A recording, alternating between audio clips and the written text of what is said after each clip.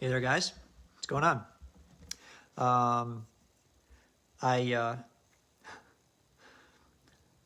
master's degree in chemistry, minored in biology and physics, spent many years of school, and I still can't figure out Facebook. I tried to set up a reoccurring live, and I thought I did, and I didn't. So I was having trouble getting back in here. So yeah, God, it's so counterintuitive and complex, over complex for what it really needs to do. But anyway, I'll see if anybody gets on, even though no one really knows. Well, I did send out a kind of reminder earlier that I'd be on here. So let's see if anybody gets on here. If not, I'll just talk. And people can get some value out of the replay. So I'm going to wait a couple minutes. And I intended on playing a song because I had titled this Your Hips Don't Lie. And this are really, for a couple reasons. I put up a post of me just wiggling my hips, basically, because I've been focusing on my hips for a long time since I've been doing karate, I've heard this over and over, the importance of hips, the importance of that to generate power and not manufacture power, as it's described. But I'm really starting to get it now. So that I'm still starting to feel my hips generate that power. And that led me to think about the song, which is Shakira, which I'm going to play. Facebook may block it. I'm not really sure, and you may not even hear it. But let's see. And I'm not sure how to invite anybody on here because I have no idea. Though I love talking to myself, it's so much more fun to talk with people. But I don't know. I'm not sure how to invite people. So I'll just keep talking. And let's see. I'm not going to, what I'll do is we'll post the song as part of this because really it's a cool song. And I can't play it because it's on my cell phone, and I originally wanted to do the video on my computer so I could play it on my cell phone. And so, anyway, higher level problems, right? So, yeah, I want to talk about hips, and actually, in particular, hips, but the whole body. And so, really the importance of learning to listen to your body, and because it talks to you very quietly in many ways. Unless you're in pain, then it can scream at you. Or unless you're uncomfortable, then it really screams at you. But otherwise, it's very kind of faint. Oftentimes unperceivable if you're not aware of it and you're not attuned into it. So, but if you become attuned to your body, it tells you so many different things that you'll become aware of and will help you. And it'll pick up things quicker than your mind will. Your mind is a thought process. Your body is, I think, more attuned to the energy around you. It's more attuned, especially with social situations and things like that, environmental situations. Your body will tell you way earlier what's going on or give you a clue about something's not right or this feels really good way quicker than your mind will, because your mind has that processing, thinking thing all the time. So, I see someone just logged on. I don't know. I just see a number 1. I don't know who it is. But whoever's on here, hi. Say hi if you want to. Thanks for joining me. Talking about the body, the power of the body. Hey, Maria. How you doing? Welcome again. Talking about the power of the body and how it is very intuitive and it can clue you in on things that you really, your mind might not even pick up. And also that it's very quiet most of the time. Hi. is mostly quiet most of the time. It gets really loud when you're like in pain, physical distress, things like, real damage, breaking or getting cut or that kind of thing, but also physical, like exercising, strong exercise, strain. Then your body will really scream at you like, ah. But otherwise, it's very quiet, but it always has a message for you. And if you learn to tune into that message, you can learn a lot about yourself. And one of the biggest things with it is like if you are, I'm just kind of trying to think of some examples, but if you are in a situation, say you're at a bar, okay? Always happens at a bar, right? Everything happens in a bar. Say you're at a bar and you're having drinks, you're enjoying a nice cocktail, and you're enjoying the chatter of what's going on around you, and maybe this nice band in the background. And some guy comes up to you, or someone approaches you, or you pick up on something. You have this feeling about something, an uneasiness. And I think it's really attuned with women especially. They're really attuned to this because of the protection aspect of it. They, I think less so than men.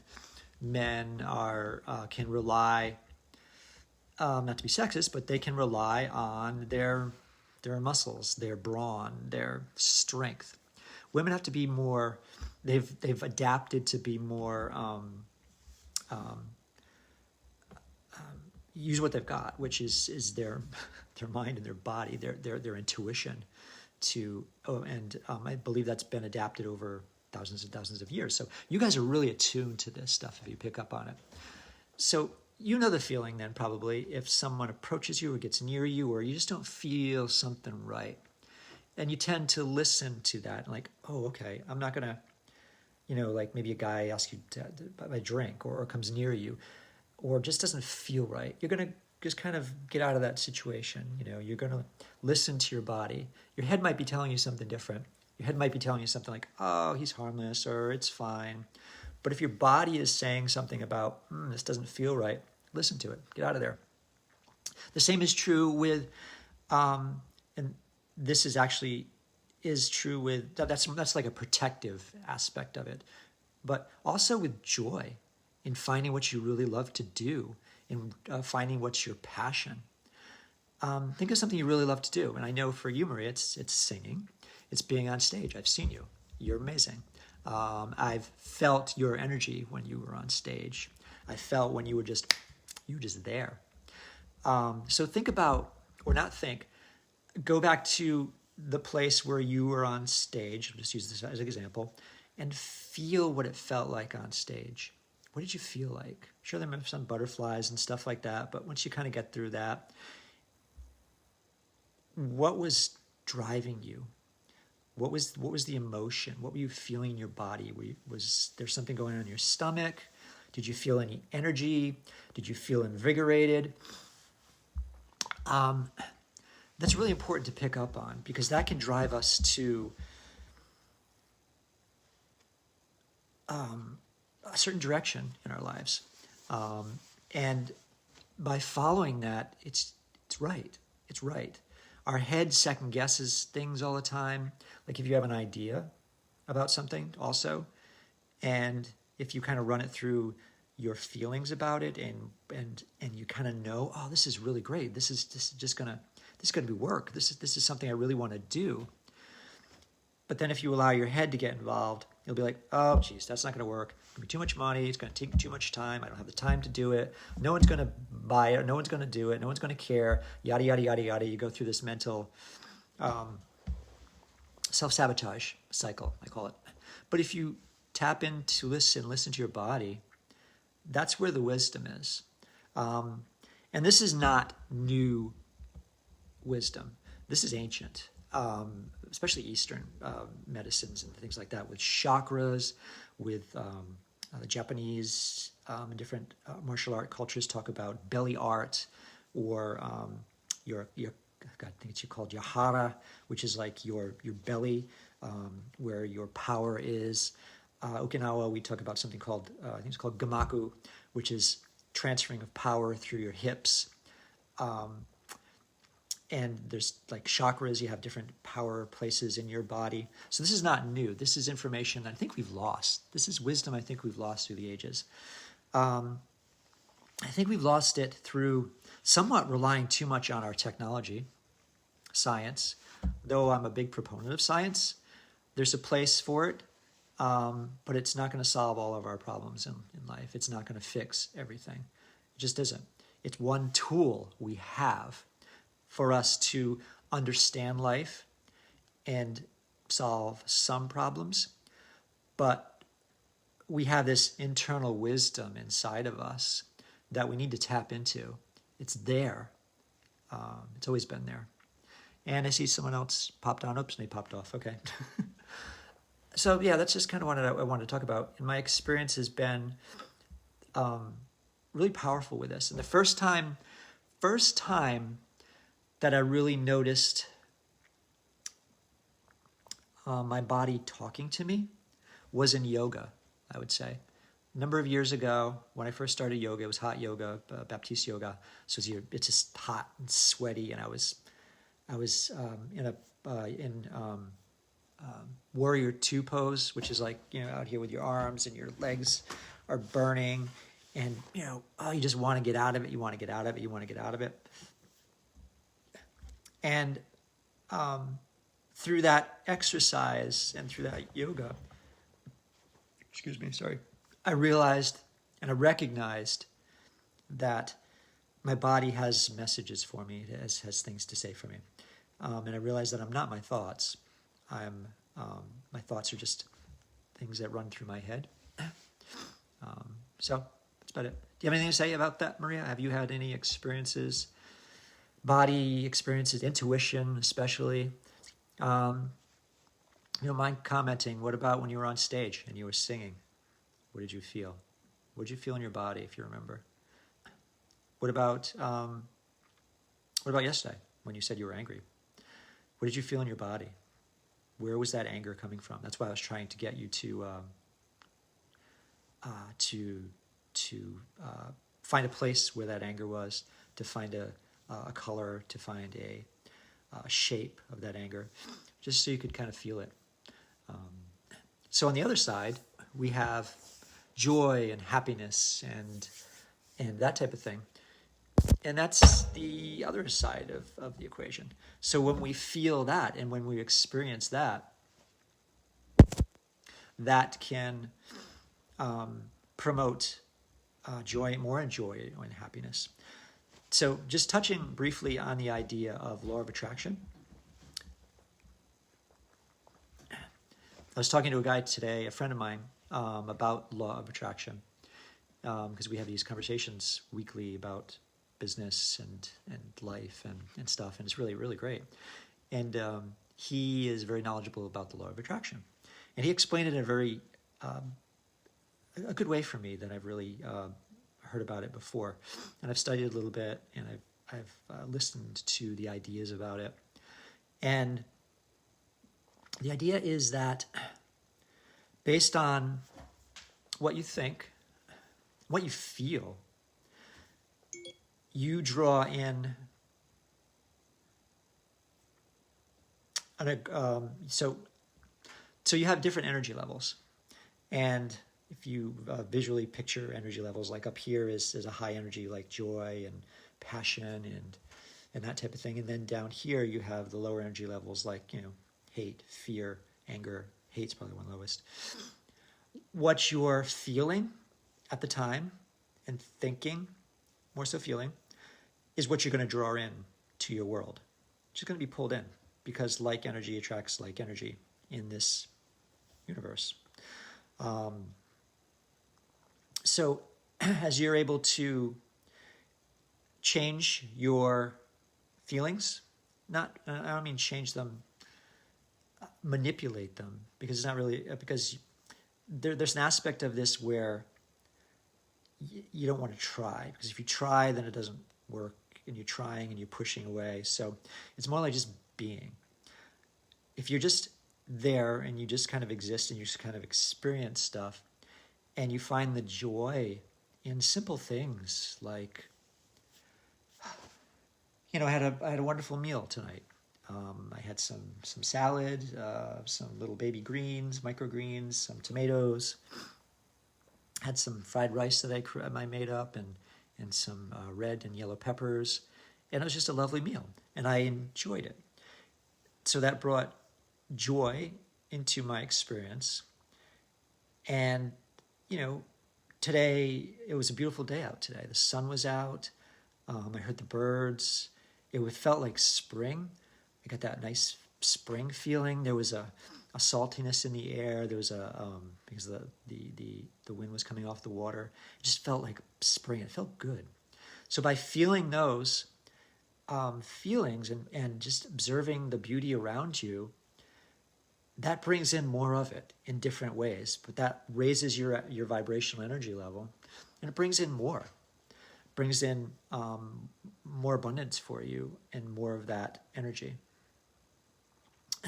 So yeah, that's kind of what I had to say, and thinking about the body and my experience with the body. There's great power in the body. There's great wisdom in the body. If we listen to it, we can really benefit from it. It's just quiet wisdom. So, mind usually is loud and like, yeah, it overpowers the body in many ways, but the body's speaking to you. I believe that, and the reason I believe this is because I've seen it in my life and I've experienced it. I'm a scientist. That's why I was trained. So I'm very observant, and I don't easily just believe things because someone tells me, or I need proof. That's just kind of how I am. And I've seen proof of this in my life and in others' lives.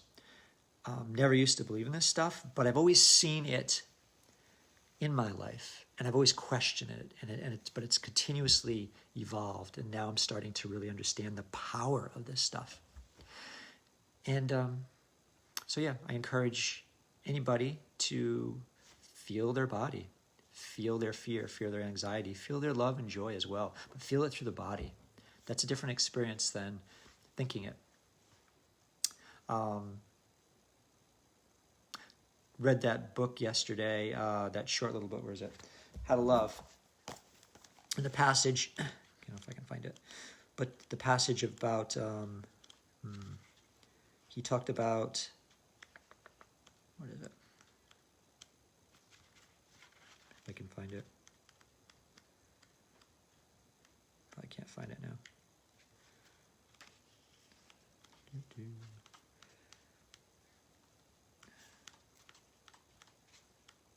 Yeah, I can't find it. But that, what was it? It was about, no self, right, here we go. So, with the very first line on here, often we say, I love you. We focus mostly on the idea of us as I, who is doing the loving, and less on the quality of the love that's being offered. So, instead of focusing on I, focusing on us, focus on everything else around you. Just be observant of the beauty that's around you. And that will really, really change your experience. Hey, Deb, how's it going? Maria has a question. How can I manipulate my thoughts and feelings? You cannot manipulate your thoughts and feelings. You will never, ever manipulate your thoughts or feelings.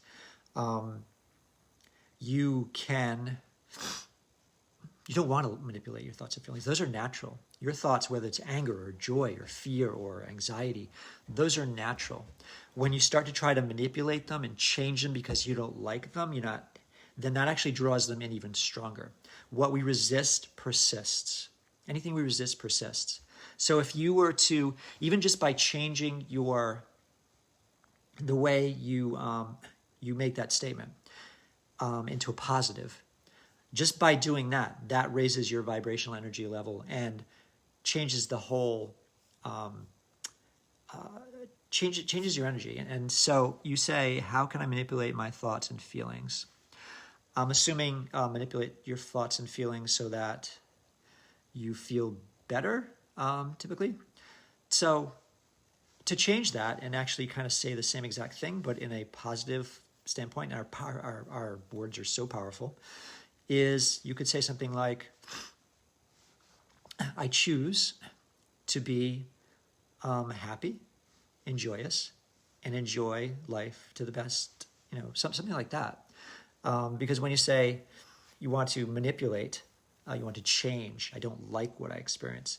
If you have that anger and fear or anxiety, I'm assuming you need to experience it, or else it's going to sit in you, and it's going to come up. And it usually comes up, it's triggered. It often most of the time it comes up when we're with our loved ones, when we're with people that we feel comfortable with, because we feel comfortable with them. So it comes up. So you could have been at work today, for instance, and your boss could have pissed you off. And instead of like speaking your truth, you can't tell your boss to fuck off, but you could, you can speak your truth in a positive way, but maybe you didn't. So now that feeling about that just kind of gets stuffed down. And then maybe you get angry at yourself because you didn't say what you wanted to say and the outcome wasn't right. And then you stuff that down. And then maybe you forget about it, or maybe you don't, or maybe you go home like that. And then, when you're home and your child or your husband maybe says something, and it kicks in you, and boom, that anger and that frustration comes out because you never got it out and you never processed it in the first place. So if you continue to take those those emotions that you don't like and stuff them down, hide them, push them down, they're eventually just going to come up. So you got to go through them. I encourage you, for past anger and emotions and things that are stuffed down, is to, as you feel them, just feel them. Think those thoughts, whatever those thoughts are, and just feel them. And you'll find that by doing that, you'll feel better on the other side. Talked about this last night. One way you can feel it is through your body. Hit something. Hit a pillow. Don't hit your husband. Hit something that's not going to hurt you. Hit a pillow. Hit a punching bag. Go out and run or jog. Get that energy out. That's another way of getting that energy out and that frustration, that anger, whatever it is, through your body. So that's good body work. So there's lots of different ways you can get it out, but you need to process it. You can't stuff it down. That's the main thing. You cannot stuff it down. I've done it for probably lifetimes, if you believe in lifetimes, but definitely this lifetime. And by getting this up and getting all this stuff out, it's changed my life. It really has changed my life. It's changed how I view life, how I see life. And what we perceive, what we believe, is what we experience. Life starts inside of us. It does not start in the external, which is like counterintuitive to anything I ever was taught and everything I ever believed before, but it's true. I don't think science is quite caught up with that. I don't know if it ever will, but that's how it works. What you believe, what you think, what you feel is what you're going to experience in the world. That's why, two different people can see have the same exact experience or see the same exact thing and have totally different perceptions about it, totally different understandings about it. Because each person has a unique set of past experiences that paint their current reality. And they're totally different. And based on those past experiences that paint that reality, their reality is going to be different. The power in this is that you can become conscious of that. It's always in you, but you can become conscious of that. And when you're conscious of that, you can recognize what you want to believe, what you choose to believe, what you choose your life to be. And that's powerful stuff. So that was a long explanation. Do you want to say any more about that, Maria? Was that helpful for you, or did I get to kind of your question, or do you have any other questions around that?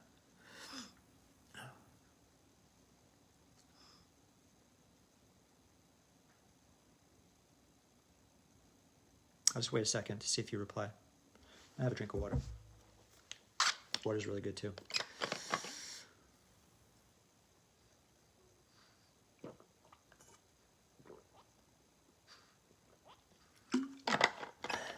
I've been drinking a lot of water.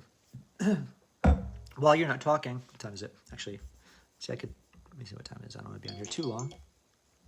That's about a half hour. Okay. So that's kind of what I want to talk about.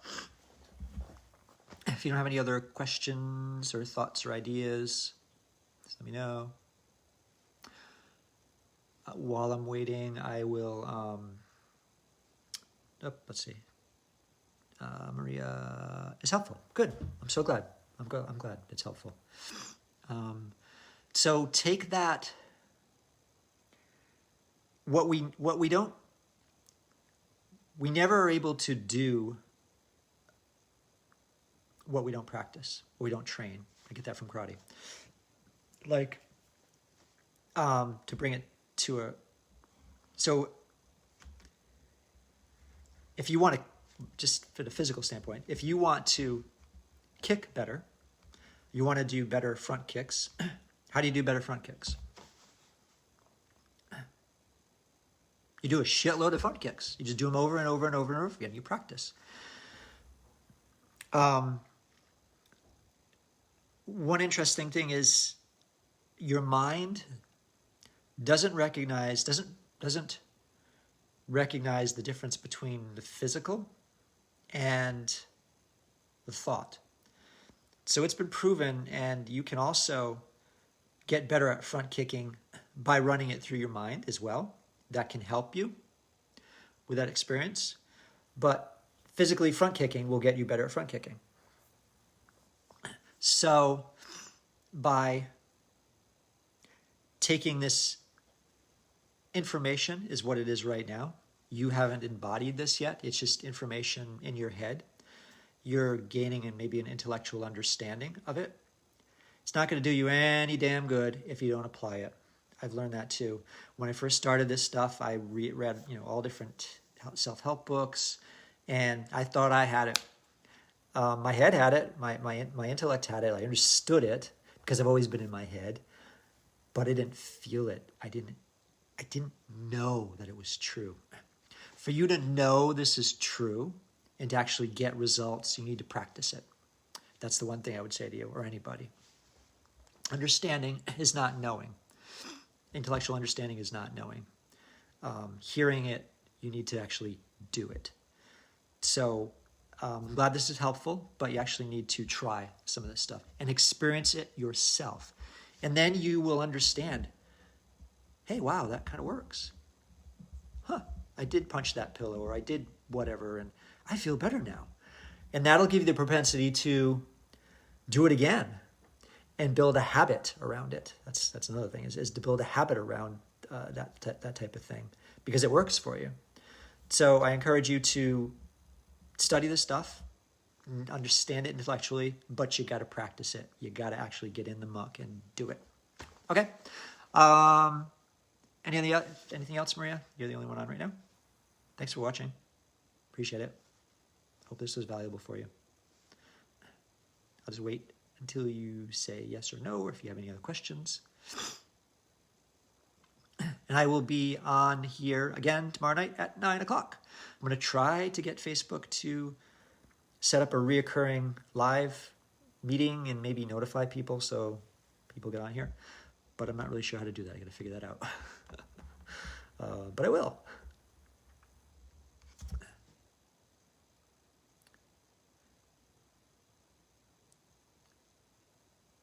Okay.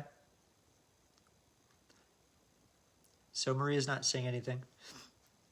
I don't know if it's a lag time or she's just not saying anything. So I'll sign off. Thank you, everybody. I hope you found this valuable. Like I said, I'll be back here at 9 o'clock tomorrow to do the same thing again. Don't know what I'm going to be talking about yet, but I'll figure it out. Could be just coming on here and chatting about something, but there's always something to talk about, always something to learn. It's a continuous process. Life is a continuous process. If you don't continuously learn, there are two people in this world. There are people who grow, and there's stuck people. It is your choice. So choose not to be stuck. Choose to grow. Okay.